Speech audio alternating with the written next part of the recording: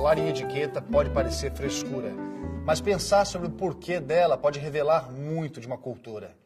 Ao longo da história, as mais diversas sociedades buscaram maneiras de regular o convívio social, criando regras, etiquetas. A etiqueta é a pequena ética nas ações do dia a dia.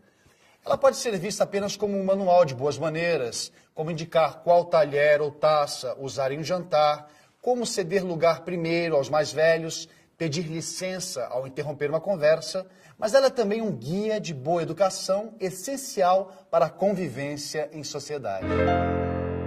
Quer dizer, as aparências são fundamentais nas relações humanas, porque a gente traduz as aparências em alguma coisa.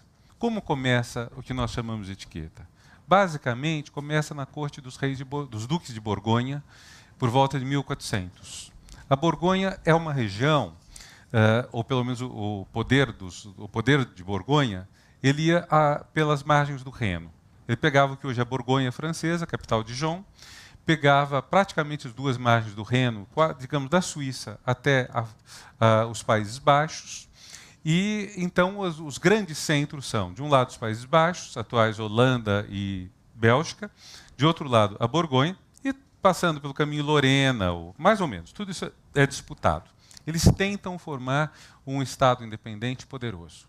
Num certo momento, o Duque de Borgonha é mais rico e poderoso que o rei da França, embora ele esteja subordinado ao rei da França por algumas das suas possessões. O sonho dos Duques de Borgonha é tornarem-se reis. É o grande sonho deles. Para isso, eles tentam mais e mais poder, eles subornam sempre que podem o imperador romano-germânico, que é um título simbólico, mas que é o único que pode criar reis, pode tornar alguém rei. Então, há toda uma discussão nisso, mas uma das maneiras deles tentarem fazer essa ascensão é construir um cerimonial extremamente requintado na corte e inspirado na Bíblia. O duque é praticamente adorado. Tem todo um cerimonial, por exemplo, termina uma refeição, as pessoas, os servidores desfilam diante do duque, e os que têm mais destaque são o que serve o pão e o que serve o vinho, lembrando justamente a última ceia, o corpo e sangue de Nosso Senhor. Você tem uma construção extremamente requintada, extremamente formal, minuciosa, litúrgica quase religiosa, para venerar o duque. Essas maneiras muito formais passam depois para a Espanha, e da Espanha vão chegar à França por sucessivos casamentos, transferências culturais. A grande mudança que vai haver na França, já no século XVII, com Luís XIV e depois, essas maneiras muito empertigadas, muito formais, vão se tornar mais leves. Quer dizer, tudo isso vai deixar de ser tão rígido. Exemplo espanhol. Na Espanha, a etiqueta é tão minuciosa que as pessoas não podem praticamente perder o rosto hierático. Se eu estivesse falando para vocês, eu teria que ficar o tempo todo praticamente parado, paralisado. Uma rainha francesa casa-se com um rei da Espanha, e ela lamenta que não pode nem cumprimentar os franceses que vieram com ela. Não pode mais. Ela é rainha da Espanha e não pode fazer isso. ¿Qué has dicho? Que el rey va a ver a la reina desnuda. ¿Cómo has dicho? Que el rey va a ver a la reina desnuda.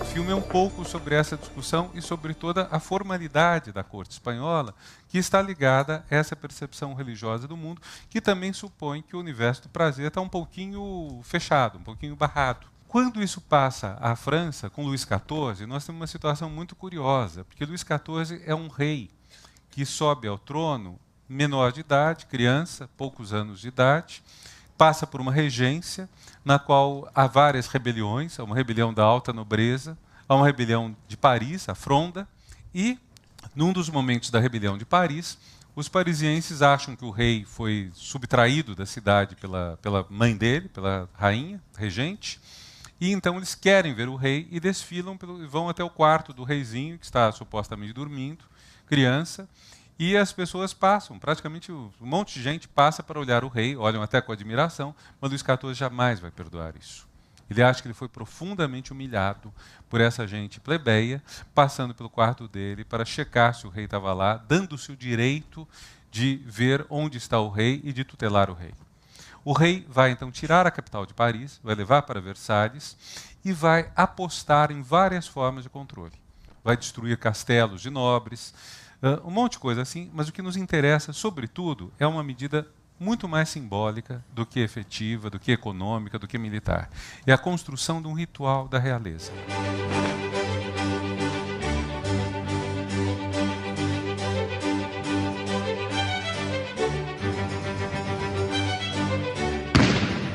Premier service pour Monseigneur le Dauphin. Esse ritual vai ser um ritual de deleite, um ritual de beleza. Nisso ele é um tanto diferente do espanhol, vai ser uma beleza mais alegre, vamos dizer, mas é um ritual. E o rei vai transformar, por exemplo, toda a vida dele num espetáculo. O levantar-se do rei é uma cerimônia. O deitar-se do rei é outra cerimônia. Há uma descrição do levantar-se do rei, são 6 sucessivas levas de cortesãos que entram no quarto dele. Começa com o criado dele, que puxa o cortinado da cama do rei e faz não me lembro o quê. Aí algumas pessoas entram, são, vamos dizer, pessoas prioritárias. Daí a pouco, depois que ele serve determinada coisa ao rei, outras pessoas entram, depois outras. E para não ser apenas um degradê, vamos dizer, o mais importante entrou primeiro, o mais importante mesmo que entra em quarto lugar, que são os filhos dele, o irmão dele, que entram por outra porta, que não a porta onde todos os outros estão entrando, e que seria, vamos dizer, o momento, o apogeu do levantar-se do rei. O deitar-se do rei é equivalente. Claro que o rei pode até ter levantado antes, ter feito alguma coisa, pode ter ido depois do deitar cerimonial, pode sair, ir encontrar uma amante, isso não importa. O que importa é que existem as cerimônias.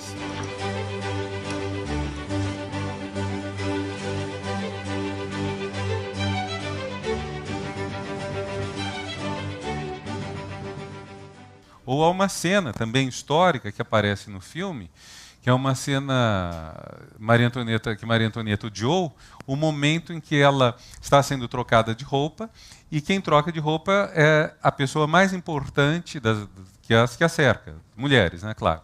Então, começa a trocar, aí alguém entra, toca na porta, entra uma pessoa de mais alto status, então tudo recomeça uma terceira vez, não sei se uma quarta vez, a rainha fica sentindo o frio todo, que é pleno inverno, durante 5, 10 minutos, quando poderia tudo ter sido mais rápido, e enquanto isso rosnando entre dentes essa maldita etiqueta, porque a etiqueta cria todo esse ritual. This is ridiculous. This, madame, is Versailles. E a pessoa que relata isso, que é a camareira dela, Madame Campan, que depois foi quem montou o Colégio da Legião de Honra a pedido de Napoleão Bonaparte, uma pessoa que entende muito de maneiras, boas maneiras, etiqueta, Madame Campan diz: Luís XVI e a rainha Maria Antonieta foram derrubados e executados porque não souberam a importância da etiqueta. Para ela, a explicação da Revolução Francesa se resume nisso. Não souberam a importância da etiqueta, por isso foram depostos.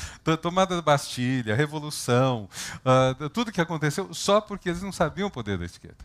E na cabeça dela, na hora que o rei se vestir assim e mostrasse ao povo, o povo vai esquecer todos os incômodos, todas as pessoas que fizeram campanha contra o rei e vai entusiasticamente voltar à obediência ao rei. Quer dizer, isso são concepções que existiram. Concepções de que, vamos dizer, esse culto ao rei tinha toda essa importância. Então nós temos uma corte que se organiza assim. E isso é uma fonte também de prazer para as pessoas que vêm. Ao caso de Luís XV. Luís XV é neto, eu confundo essas coisas, neto ou bisneto de Luís XIV, porque tanta gente morria. Acho que é bisneto. E Luís XV tinha uma habilidade fantástica. Ovo quente, ele conseguia quebrar a cabeça do ovo quente com um golpe certeiro de uma única colherada. Pegava a colherinha e rompia a cabeça, abria. E no domingo, os burgueses parisienses gostam de ir a Palácio, a Versalhes, para ver o rei fazer isso. Então vocês veem, é uma cerimônia, né? Um espetáculo, um show. Vamos ver o rei comendo ovo quente, né? Assim, programa de domingo. Para você entrar em Versalhes, você precisa de uma espada. Você compra, aluga a espada, se não tiver, entra, né, com a espada e assiste. Quer dizer, não digamos de camarote, porque o rei é quem está mais importante, mas é um espetáculo. Então nós temos toda uma criação da monarquia como espetáculo. Eu queria saber em relação à corte brasileira, porque o senhor falou bastante sobre a europeia, e eu queria saber se a gente herdou, se o Brasil herdou bastante coisa da corte portuguesa em relação aos costumes. O que eu sei de principal sobre a corte brasileira é que ela foi uma das últimas do mundo a manter, se não a última, a manter a prática do beijamão, que era herdada da Península Ibérica. Então, em certas ocasiões, o imperador, seja Pedro I, seja Pedro II, recebia os cortesãos para, em fila, eles lhe beijarem a mão. Isso foi suprimido, creio que só no começo da década de 1880. E era uma coisa muito, vamos dizer, esquisita, né? O rei da França, o rei da Inglaterra, nenhum deles fazia isso. Então, desse ponto de vista, a nossa corte teve pelo menos um costume que, de certa forma, era um costume mumificado. Já não estava mais sendo adotado nas monarquias europeias, num período em que a maior parte do mundo vivia sob monarquias. Em repúblicas eram a francesa e a norte-americana, e acabou. Todo o resto dos países que contavam eram monarquias e em que os reis tinham um poder significativo. No próximo bloco, uma palavra sobre a palavra etiqueta.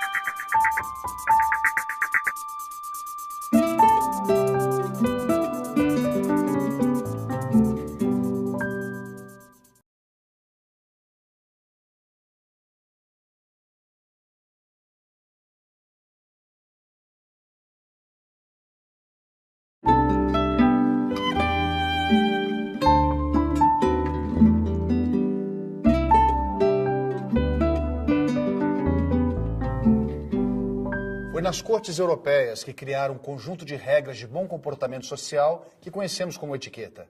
Uma maneira de diferenciar os nobres das pessoas rudes, de modos pouco polidos.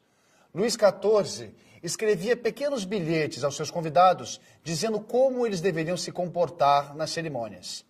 O mestre de banquetes era uma figura importante nesse cenário. Um dos mais famosos foi o da corte de Ludovico Sforza, na Itália, o mestre renascentista Leonardo da Vinci, que além de ser considerado o criador do guardanapo, escreveu um manual de conduta à mesa.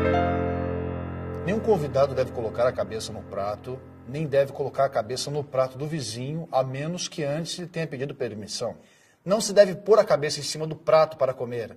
Não se deve colocar no prato do vizinho partes desagradáveis ou semi-mastigadas da sua própria comida, sem primeiro lhe pedir autorização.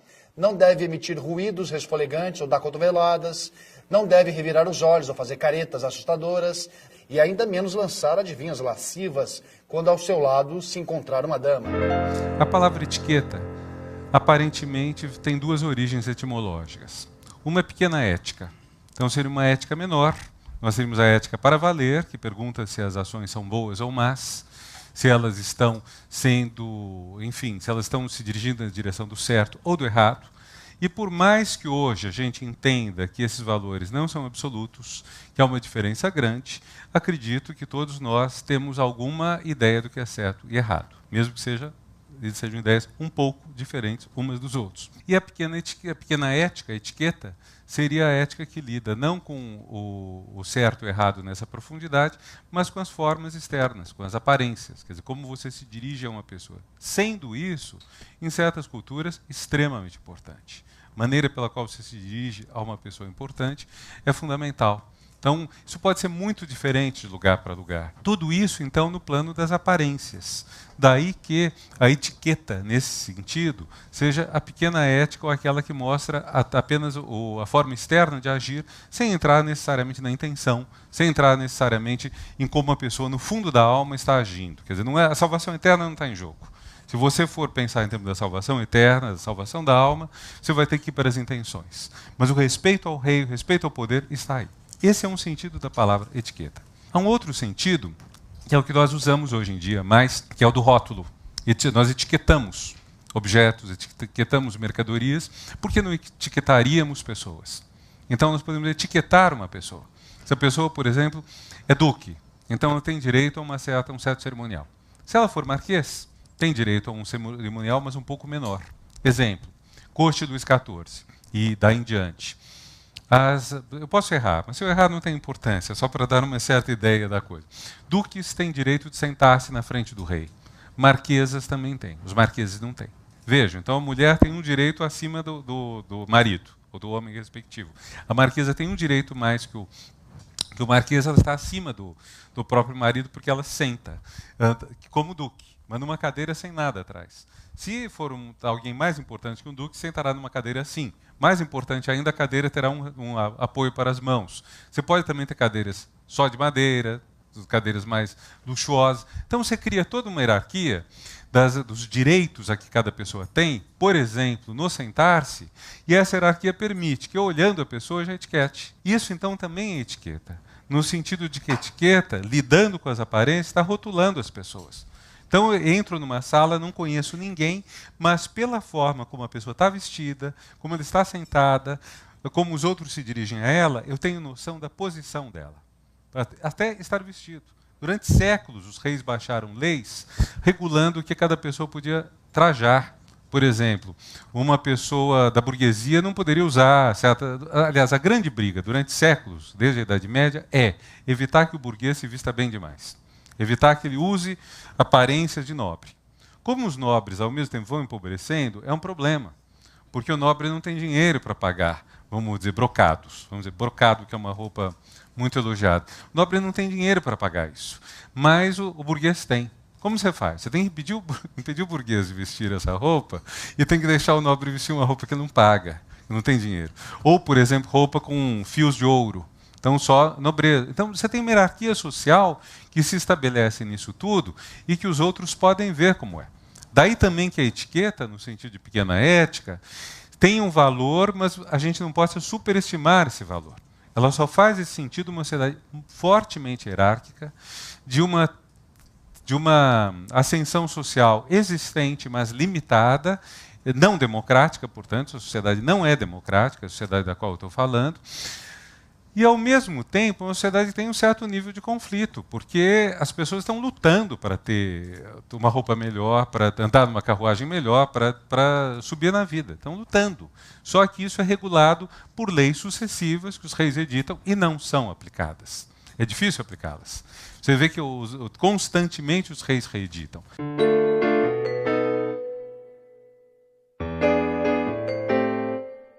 A conversa faz parte do convívio social. Puxar conversa é uma arte. Conversar faz parte do nosso dia a dia. Conversamos com a família, conversamos com os amigos, conversamos no trabalho e até jogamos conversa fora. O que a gente pouco lembra e quase nunca conversa é que nem sempre foi assim. Acreditem ou não, a arte da conversa é coisa recente. Uma coisa muito importante que acontece no século XVII e que há um elemento controverso e há um elemento seguro. É a arte da conversa. O século XVII é considerado o momento em que as pessoas aprendem a conversa como uma arte. Quem levanta primeiro essa questão é Stendhal. Stendhal, o romancista Stendhal, comenta que na corte de Luís XIV, as pessoas, os nobres, ficavam 10 horas, 12 horas por dia se olhando um na cara do outro enquanto esperavam o rei passar. Se eles fizerem isso o dia todo, sem terem assunto, vai ser muito enfadonho e vão morrer de tédio. Então, vejam, esses nobres tinham castelos, tinham lugares na província, eles ficavam no castelo, caçavam, tinham os seus vassalos que seguiam a eles, etc. Tinham essa vida da caça, uma vida de fazendeiro rico, vamos dizer, bem rico. Aí chega um certo momento que isso tudo não tem mais graça nenhuma. A graça é estar em Versalhes. Ficar no seu fazendão é muito ruim. Então, é sinal de desgraça, de desapreço, de que a pessoa não é bem querida, benquista do rei. Então, eles querem ir para Versalhes. Estar longe de Vossa Majestade, diz um nobre que foi exilado e que o rei chama de novo, não é apenas ser infeliz, é ser ridículo. Então, tem que estar perto de Sua Majestade, tem que estar lá. E aí as pessoas ficam 10, 12 horas por dia se olhando. Então, diz Stendhal, ou elas aprendem a conversar, ou vai ser um horror. Então, disso viria toda uma arte da conversa. O escritor francês Stendhal criou uma fórmula infalível. Para parecer homem amável, basta saber conversar e nunca falar de si próprio. Entre os séculos 17 e 19, surgem na Europa vários manuais sobre a arte da conversação. Traziam regras básicas como não interromper e não se estender demais na mesma história. No fundo, o que estava em jogo era a arte de ser simpático e agradável. Afinal, como diz o nosso poeta Mário Quintana, esses que puxam conversa sobre se chove ou não chove, não poderão ir para o céu. Lá sempre faz bom tempo. O que é a arte da conversa? É, por exemplo, o que acontece quando a gente está numa antessala de um consultório. Nós encontramos uma pessoa que nunca vimos na vida. O que nós podemos começar a fazer? Podemos ficar lendo revista, claro, hoje no celular ou no smartphone, obviamente, mas podemos também puxar um assunto. O exemplo famoso disso, que eu acho muito curioso, é do autor do Bourrée, Alfred Jarry. Alfred Jarry, no começo do século XX, está num consultório. Bom, aí a história tem que ser um pouco em francês, né? Porque senão é um trocadilho. Né? E aí é uma moça muito bonita, lá diante dele, e aí ele não quer dirigir-se a ela, ele pega um revólver, dá um tiro num espelho e arrebenta o espelho. E aí diz para a moça: Mademoiselle, agora que nós quebramos la glace, agora que nós quebramos é um termo que quer dizer o espelho e o gelo. Né? Quebrar o gelo é quebrar a frieza que é entre duas pessoas, que é o que ele quer. Na verdade, ele quebrou o espelho. É muito pouco provável que ele tenha conseguido uma boa conversa com a moça depois de dar um tiro no espelho. Mas, enfim, a história pelo menos é boa. E é uma história talvez mais não usual que eu conheço, de você puxar a conversa com um estranho. Quer dizer, há outras formas de puxar a conversa com um estranho que são provavelmente mais bem-sucedidas, mas menos literárias. Você pode puxar a conversa falando do tempo ou falando da saúde. So you don't even dress frescoed. I changed my shirt. Now, listen, Mother, I got a job for you, a phonetics job. I picked up a girl. Henry. Oh, no, not a love affair. She's a flower girl. I'm taking her to the annual embassy ball, but I wanted to try her out first. I beg your pardon? Well, you know the embassy ball. Of course I know the ball, but So I invited her to your box today. Do you understand? common flower girl? Oh, she'll be all right. I've taught her how to speak properly. She has strict instructions as to her behavior. She's to keep to two subjects, the weather and everybody's health. Fine day, and how do you do, and not just let herself go on things in general. Help her along, darling. You'll be quite safe. Safe to talk about one's health in the middle of a race. Well, she's got to talk about something. São as questões mais externas, mais sem graça, vamos dizer. Como está a sua saúde? O tempo está ruim, como chove, né? Não para de chover, está tão seco, está precisando de chuva. Né? Então, a chuva atrapalhou o trânsito, né? A gente não consegue andar. Então, ou a gente pode começar outras conversas, pode ter uma conversa, você vê que a pessoa está lendo uma coisa que te interessa, que você gosta. Há muitas maneiras de puxar a conversa. A questão é como você vai ter esse repertório. Todo esse povo que veio das suas fazendas, teve que deixar as suas fazendas e ir para a corte, como eles vão ter um repertório de assuntos. Esse repertório não é trivial de você inventar. Imaginem quantas décadas, quanto esforço não deve ter exigido você achar a conversa que você pode puxar. E essa conversa tem outro aspecto. Seja de homens com homens, seja com mulheres, no horizonte dela está a sedução. Ou seja, no horizonte dela está a ideia de uma mulher que seduz um homem ou um homem que seduz uma mulher.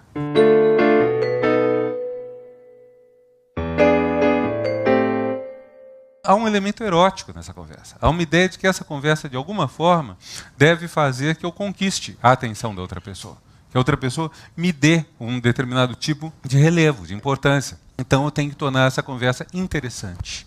Então vejam, não é só achar um assunto, é achar um assunto interessante.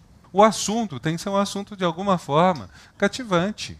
Quer dizer, mas está isso no horizonte, não quer dizer que as conversas sejam eróticas. Quer dizer, o elemento de eros, no sentido de você tornar atrativo o que você está dizendo, mesmo que não tenha nenhum efeito sexual ou disso, é importante. Então, a conversa é um universo total, um universo complexo. Existe uma disputa entre italianos, ingleses e franceses para saber quem inventou a arte da conversa.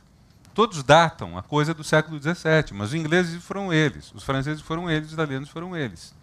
Então, cada povo reivindica para si essa capacidade de conversar. Vejam, a relação disso com a etiqueta é dúbia, é bamba. Porque, por um lado, a conversa já não é exatamente etiqueta. Eu já não estou exatamente no universo das boas maneiras, eu estou quase no universo transgressor. Quase. Eu respeito as hierarquias, mas a etiqueta é uma linguagem também.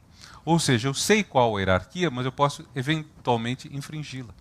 Quando o Luís XIV se encanta por uma moça que ele não conhecia antes, que ele acha bonita, essa moça pode ser guindada à posição de amante do rei, ocasional ou oficial, e pode ter uma promoção social.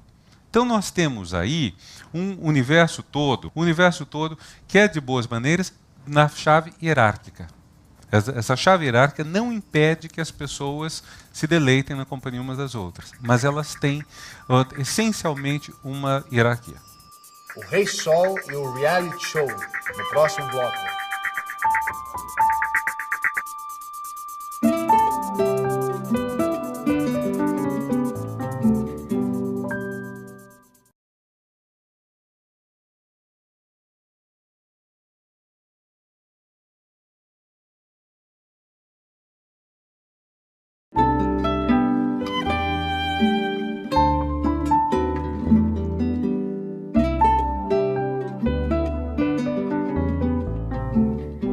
Houve um tempo em que os súditos se reuniam para ver o Rei Sol. Hoje, as pessoas assistem o reality show.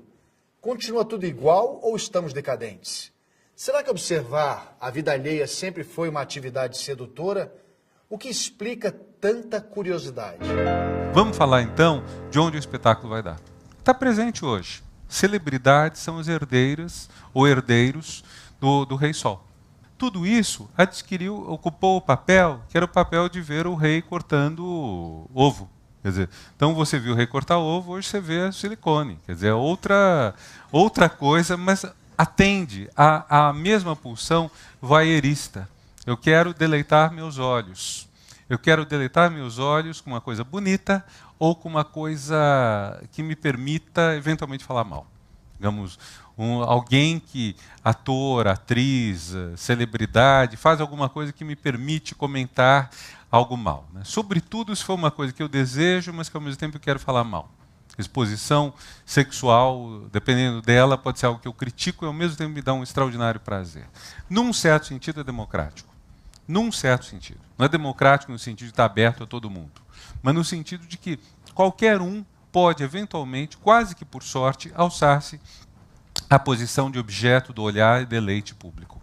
As pessoas sabiam quem era amante do rei, sabiam como era, como mais ou menos funcionava. Havia elementos de sigilo e não havia a mídia. Mas, de qualquer forma, nós temos uma vertente que já tem, o quê? 400 anos, praticamente, que é essa do espetáculo. E a nossa vida social, em boa parte, se deleita desse espetáculo.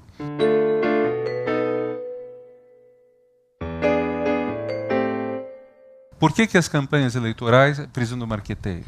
Não existe mais comício. Ninguém vai ouvir um discurso do candidato tal. Mesmo na TV você não passa. Não tem a menor chance de a gente ouvir um dos candidatos a prefeito este ano falar 40 minutos. Menor chance. Não sei que você vá a uma reunião com ele, do sindicato, de algum grupo, mas senão você não vai saber. Essas coisas todas de, vamos dizer, apresentação de político, você não tem mais. Em compensação, nós temos vinhetas muito curtas que vão tentar, de alguma forma, vender esse produto. Porque tudo isso vira uma forma de você vagabundear o seu olhar. Esse é um ponto, então, que acho que é uma herança importante dessa etiqueta hierarquizada, dessa espetacularização da vida pública e dessa transformação do público, no sentido de coletivo, de bem público, bem comum, coisa pública, república, res pública, que seria um valor importante, e em público que está apenas assistindo, que passivamente. Sabe? Nós viramos público desse espetáculo da vida social, da vida erótica, em boa parte, etc.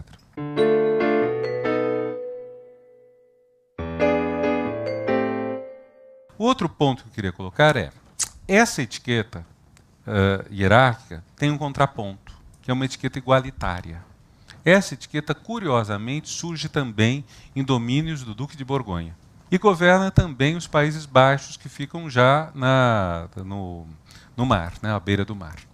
E nos Países Baixos, as cidades têm um desenvolvimento econômico muito grande e a burguesia fica próspera. E essa burguesia próspera vai demandar uma série de coisas. Por exemplo, retratos, quadros. Muitos retratos dos mais belos dos mestres flamengos, Flamengo de Flandres, que é uma dessas partes dos Países Baixos, muitos desses quadros são de burgueses ricos que podiam pagar um quadro. Podiam pagar para serem pintados por alguém que depois se revelou um grande mestre que está ainda hoje num dos melhores museus do mundo e vale uma fortuna. Mas outra coisa que os burgueses também fizeram era uma arte do cumprimento e da vida convivial. Na convivência com as pessoas, eles cumprimentam uns aos outros com muita delicadeza. E esse cumprimento, em vez de ser de baixo para cima, ou de cima para baixo, como na corte de Borgonha, é de iguais.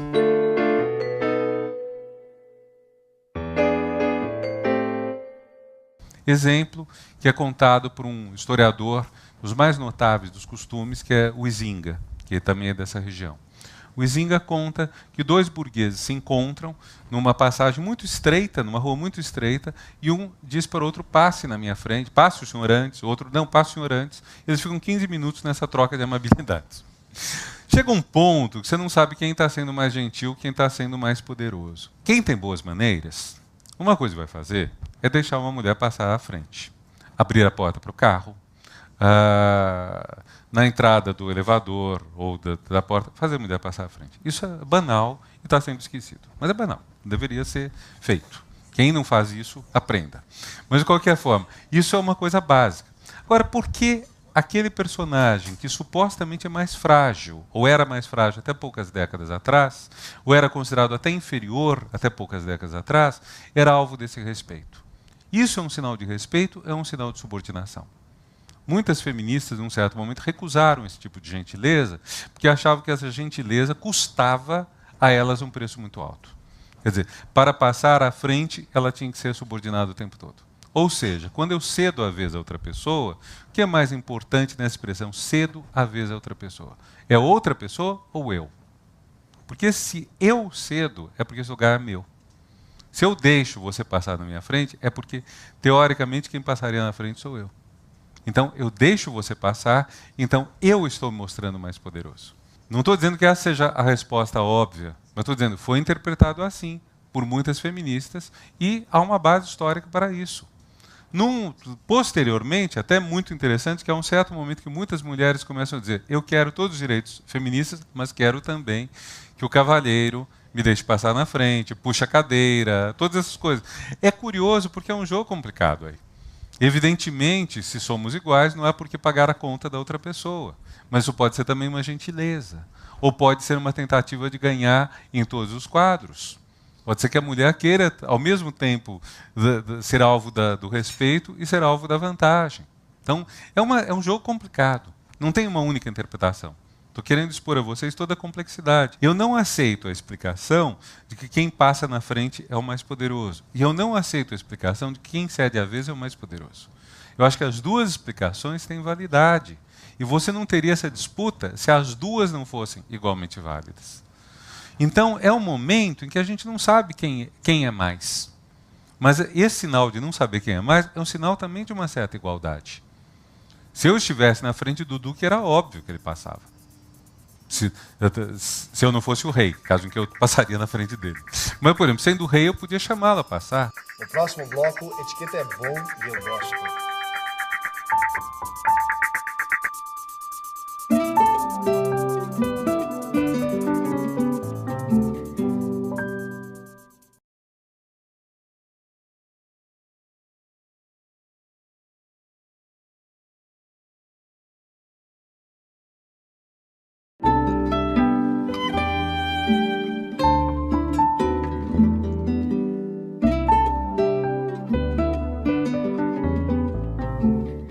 Normas de convívio fazem parte da boa educação.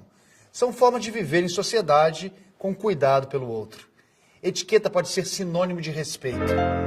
Existe uma outra etiqueta que é uma etiqueta da igualdade. E essa etiqueta da igualdade faz muito mais sentido em nossos dias. Tem uma série de gestos que são importantes. Faz sentido e, ao mesmo tempo, muito disso está se perdendo. A gente pode pensar em alguns exemplos.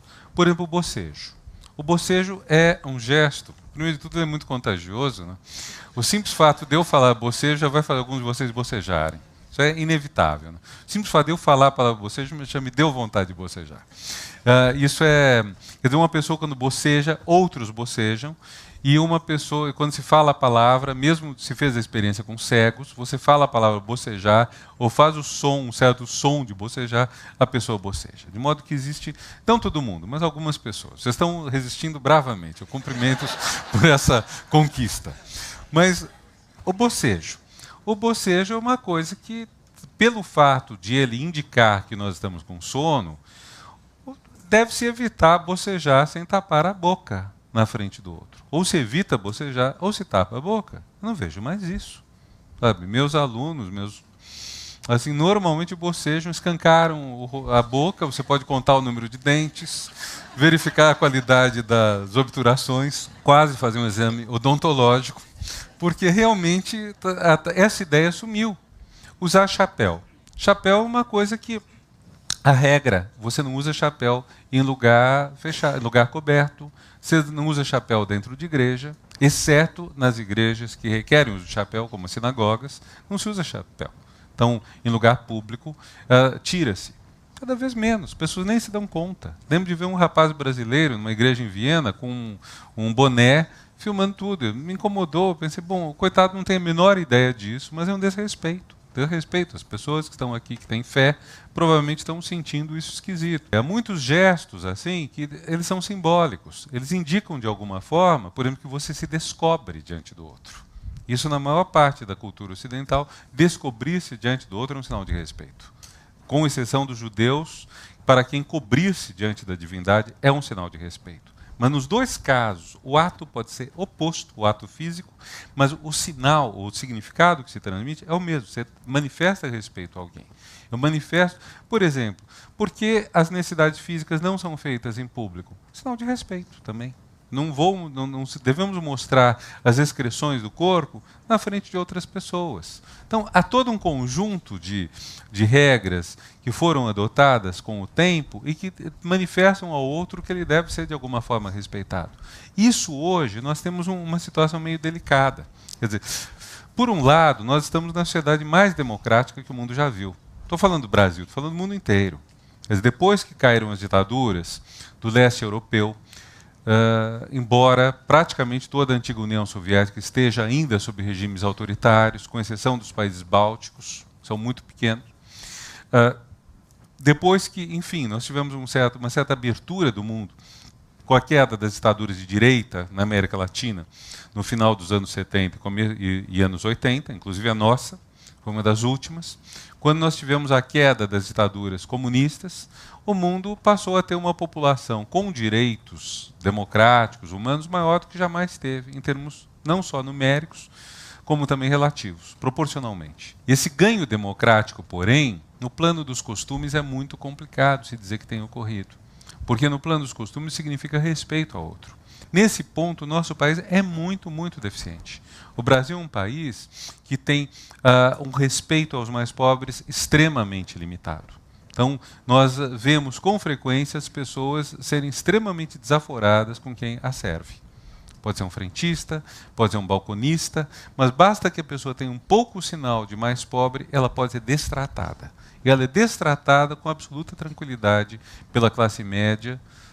Não sei os mais ricos, os ricos mesmo, mas a classe média muitas vezes destrata as pessoas. E é curioso que as pessoas que destratam, às vezes vão a Miami, e em Miami não teriam coragem de fazer isso, porque sabem que poderiam ir para a cadeia por fazer isso. Mas no Brasil, vamos dizer, uma vantagem fabulosa de ser brasileiro de classe média é você poder insultar os pobres, você poder tratá-los mal. O costume é tão grande de destratar os outros que a igualdade é muito difícil nesse país. Esse trato democrático, simplesmente igualitário, é extremamente difícil. Isso, claro, não quer dizer que todas as pessoas de classe média ou ricas sejam assim. Na verdade, as pessoas ricas que eu conheci, embora poucas, elas me pareciam muito mais educadas. Talvez isso seja uma coisa até daqueles que se sentem inseguros na sua posição. Pessoas que sentem que, se não fizerem esse ritual do insulto, de alguma forma poderão ser rebaixados socialmente, confundidos com o mais pobre. Então tem que se distinguir da pessoa de sotaque diferente, migrante do Nordeste, ou de pele mais escura, ou de costumes mais não de costumes, enfim, de menos dinheiro, em síntese, dando-se o direito de vez em quando a insultar uma pessoa porque o prato não veio exatamente como ela queria, ou porque o avião não está saindo na hora certa, ou porque a máquina do computador, da registradora enguiçou, e muitas vezes isso não tem nenhuma culpa, não tem nada a ver com a qualidade da prestação de serviço por aquela pessoa imediata que está ali. E esse é um traço complicado. Nós estamos numa sociedade democrática, no sentido de que tivemos uma inclusão social fantástica nos últimos anos, no Brasil e toda parte.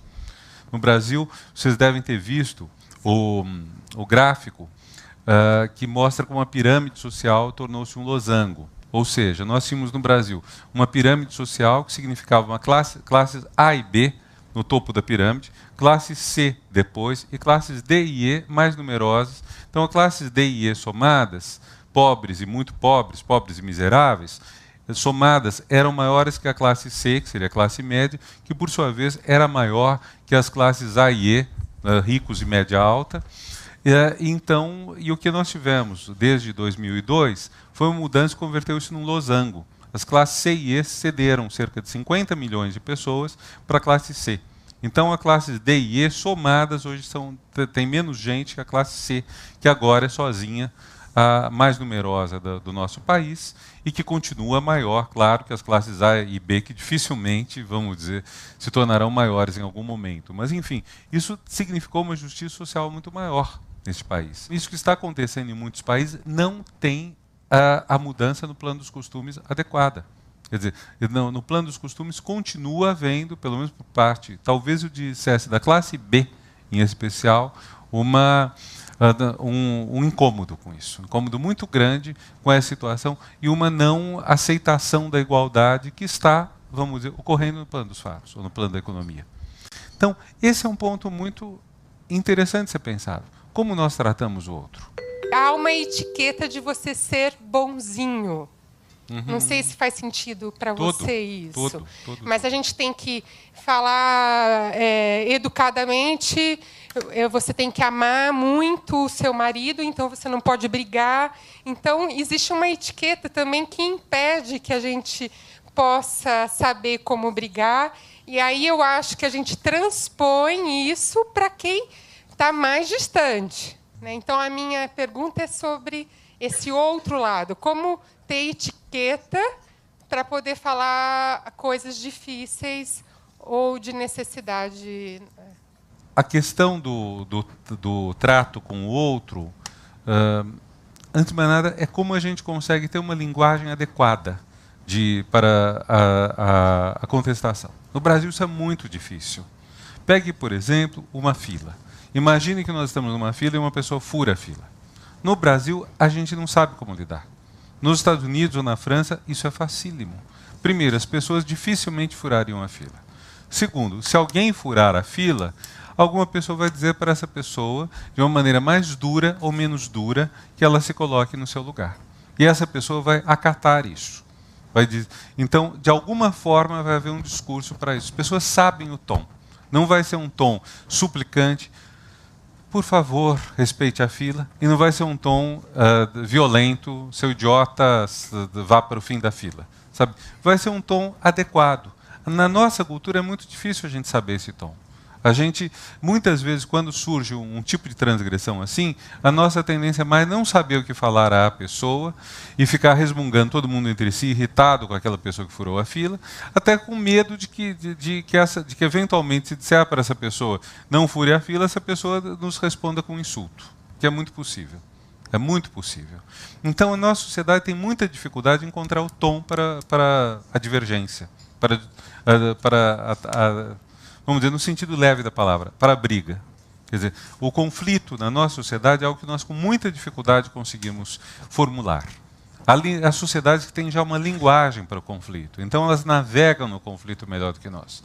A nossa sociedade brasileira, com essa ideia de que, de alguma forma, talvez a palavra que você usou, ser bonzinho, seja um valor, a gente tem muita dificuldade nisso.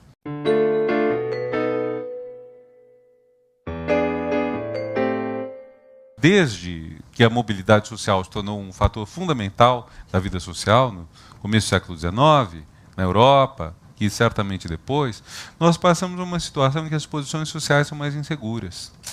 Como eu posso lidar com uma posição social que é insegura? Eu sugeriria que talvez uma forma boa fosse fazer que a insegurança quanto à minha posição social não se transferisse a uma insegurança quanto à minha posição pessoal, quanto a quem eu sou. Talvez eu pudesse conseguir que eu não seja inseguro sobre minha pessoa quanto eu sou inseguro sobre meu dinheiro. Sabe? O meu dinheiro pode ir e vir. A minha posição social pode ir e vir. Mas talvez possa haver alguma coisa mais consistente a meu respeito, que eu não preciso do destrato. Por outro lado, a nossa sociedade precisa aprender a conviver melhor com isso. Há passos importantes. Um passo importante, e que não deixa de ter seu aspecto preocupante, é que hoje o preconceito racial ou étnico é sancionado duramente pela lei. Quer dizer, provavelmente uma pessoa que usar um termo inadequado para se referir a um negro ou a um índio, ou a um descendente de negros ou de índios, provavelmente essa pessoa passará momentos bastante penosos se ela for levada à justiça. Quer dizer, provavelmente ela tenderá a ser condenada. Pode não ser privada de liberdade, mas a chance dela ser condenada é muito alta. Mesmo assim, continua havendo gente que chama a pessoa de negro sujo, de índio safado, sei lá o quê. Certamente continua havendo. Essas questões estão mudando, mas ainda elas estão muito periféricas. Quer dizer, se nós levássemos à justiça todos os casos de destrato social, é possível que esse se tornasse um caso muito frequente de julgamento. Mas é um ponto que, para a nossa sociedade, é um ponto muito delicado. Nós seremos capazes de fazer simplesmente o trato respeitoso que, por exemplo, na França, na Europa, ou nos Estados Unidos, ou no Canadá, é usual? Nós seremos capazes, quando seremos capazes disso? De ter uma sociedade na qual o respeito ao outro seja a regra e não, vamos dizer, de certa forma, a exceção. O trabalho de educação não é apenas o trabalho de currículos. O trabalho de educação é de formar uma pessoa que viva em sociedade de uma maneira respeitosa. E que, para quem o convívio social não seja uma guerra com o outro, mas seja um espaço de crescimento recíproco. Acho que isso não é uma utopia, é algo factível, só que é algo que a gente não pode fingir que não é um problema. É um problema, sim. Até o próximo Café Filosófico. Tchau.